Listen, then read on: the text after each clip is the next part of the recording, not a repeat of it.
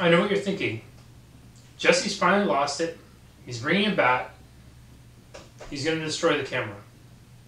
No, that's close, but that's not it. I'm actually going to use this as a little metaphor for you all today.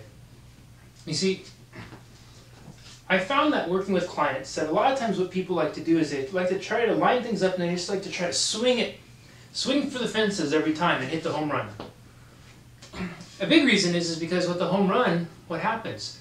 You get to round the bases really quick and then you're done. People like to just go and just try to knock one out of the park right from the get-go because then you don't have to put in all the work that comes with losing the 20 pounds or moving past a relationship or taking your business from here to here. We like to have it instant, right?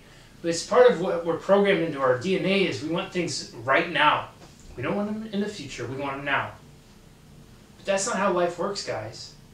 And what happens is if you are always just swinging for the fences, guess what? You strike out way more than you're going to hit the home run.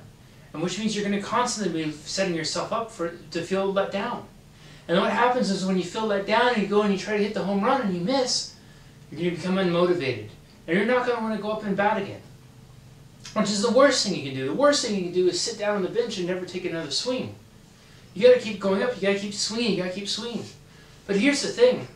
If instead of taking that one big swing and just trying to hit the home run every time, if you just focus on just making little swings and getting on base, because what happens? When you're on base, you're making progress, right? If you make it from home plate to first base, that's huge progress. And guess what? You're 25% of the way there. You just have to make it by 3 other bases and then you've scored and you've accomplished the same thing that was accomplished in the home run. Right? So once you're on base, then you can make progress because you know what it took to get there. And you know the distance from home plate to first base is just as much as first base to second base, and from second base to third base, and from third base to home plate.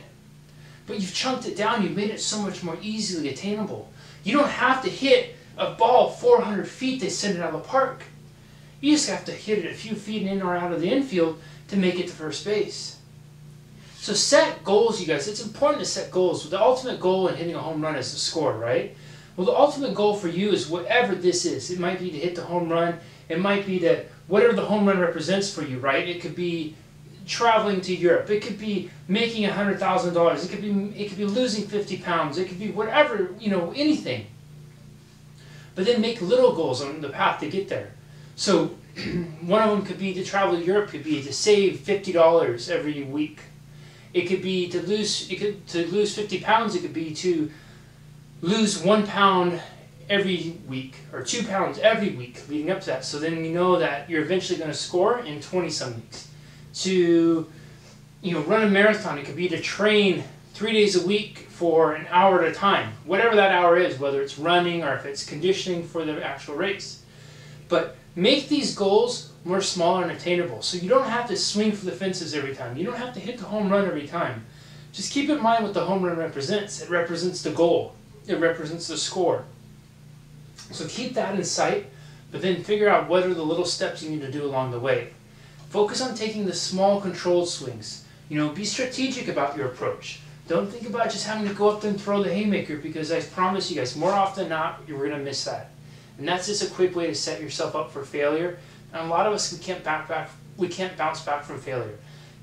Go into it as a learning process. Learn, okay, what's the best way? What's the strategy I could do? How can I adjust my hit so I can hit it here?